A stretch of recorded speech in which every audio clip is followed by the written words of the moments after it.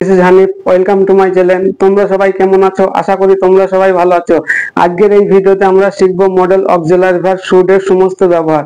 Should হচ্ছে একটি গুরুত্বপূর্ণ মডেল অক্সিলারি ভার্ব, যার অর্থ হচ্ছে উচিত। সাধারণত উচিত অর্থে নানা রকম ভাবে ব্যবহার হয়ে থাকে। শুড এর যে ব্যবহারগুলো আছে তা হচ্ছে should, should be, should have বিন। এই সমস্ত ব্যবহারগুলোর আমি দুটো করে এক্সাম্পল দিয়ে তোমাদেরকে দেখাবো। আমার একটাই রিকোয়েস্ট, তোমরা কেউ ভিডিওটা স্কিপ করবে না, শুরু থেকে শেষ পর্যন্ত দেখতে থাকবে। পরে তোমরা ভিডিওটা পোস্ট করে করে এক্সাম্পল গুলো খাতায় লিখে এই থেকে আরো বেশি বেশি করে এক্সাম্পল নিয়ে প্র্যাকটিস করতে থাকবে। যারা স্পোকেন ইংলিশটা শিখতে চাচ্ছ এবং কম্পিটিশন এক্সামের জন্য প্রিপারেশন নিচ্ছ, আশা করি তাদের জন্য অনেকটাই হেল্পফুল হবে। তবে দেরি না করে চলো শুরু করি আজকের ভিডিও। শুডের প্রথম ব্যবহার হচ্ছে উচিত অর্থে, যেমন ওর ইংরেজি শেখা উচিত। হি শুড লার্ন ইংলিশ, তোমার পবিত্র কোরআন তেলাওয়াত করা উচিত।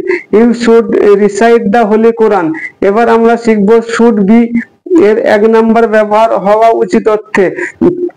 তোমার ডাক্তার হওয়া উচিত। You should be a doctor. আরেকটা এক্সাম্পল দেখো, রাজুর গায়ক হওয়া উচিত। Raju should be a singer. এবার আমরা শিখবো শুড বি এর 2 নম্বর ব্যবহার, থাকা উচিত, মানে কারো কোনো জায়গাতে থাকা উচিত, এইরকম অর্থে শুড বি এর 2 নম্বর ব্যবহার। যেমন রহিমের এখন স্কুলে থাকা উচিত। Rahim should be at school now. সোহেলের এখন লন্ডনে থাকা উচিত। Sohel should be at London now. এবার আমরা শিখবো শুড বি এর 3 নম্বর ব্যবহার, শুড বি প্লাস ভার্বের সঙ্গে আইএনজি, মানে কোনো কিছু করতে থাকা উচিত। এসো এক্সাম্পল দেখো, যেমন রাজীবের এখন ক্রিকেট খেলতে থাকা উচিত। Raju should be playing cricket now. শিল্পীর এখন রান্না করতে থাকা উচিত। শিল্পী শুড বি কুকিং নাও। এসো এবার আমরা দেখি শুড বি এর 4 নম্বর ব্যবহার, শুড বি প্লাস V3 অর্থাৎ পাস্ট পার্টিসিপেল ফর্ম। এরা প্যাসিভের সেন্স দেয়। যেমন আমরা শুড, উচিত এই সেন্টেন্স গুলাই দেখেছি যে কর্তা কাজটা করছে। এক্সাম্পল দেখো তাহলে বুঝতে পারবে।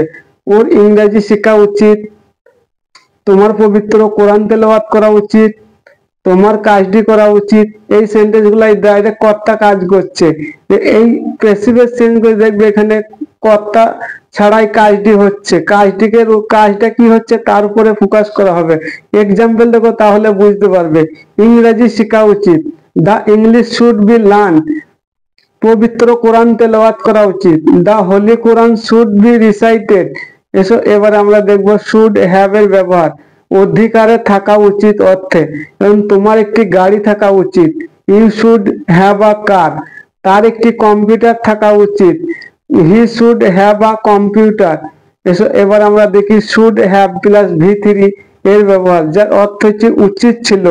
যেমন তাজের ক্রিকেট খেলা উচিত ছিল। Taj should have played cricket. গীতার গান গাওয়া উচিত ছিল। Gita should have sung a song.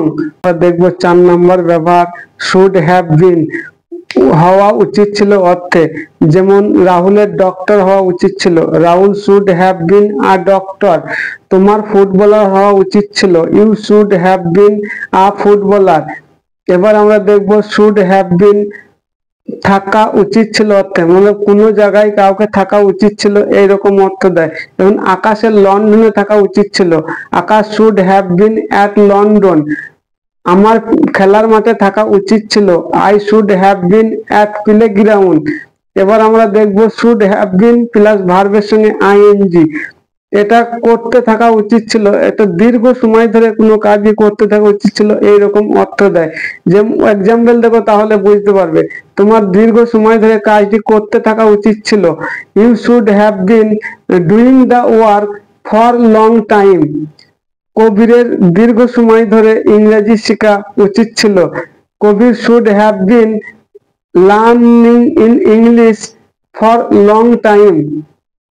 এবার আমরা দেখব শুড হ্যাভ বিন এর 4 নম্বর ব্যবহার, কাজ করা উচিত ছিল অর্থে। এটা একটা প্যাসিভের স্ট্রাকচার এবং তোমরা দেখলেই বুঝতে পারবে। এর আগে আমরা দেখেছি যে শুড হ্যাভ প্লাস V3, ওইখানে যেমন তাজের ক্রিকেট খেলা উচিত ছিল, গীতার গান গাওয়া উচিত ছিল, তোমার ঘরটি পরিষ্কার করা উচিত ছিল। এই সেন্টেন্স গুলো আমরা দেখেছি যে কর্তা ডাইরেক্ট কাজটি করছে। এসো এই সেন্টেন্স গুলাই দেখবে যে কর্তা ছাড়াই আমরা কাজটা কি হচ্ছে এর উপরে ফোকাস করবো। যেমন এক্সাম্পল দেখো তাহলে বুঝতে পারবে। ঘরটি পরিষ্কার করা উচিত ছিল।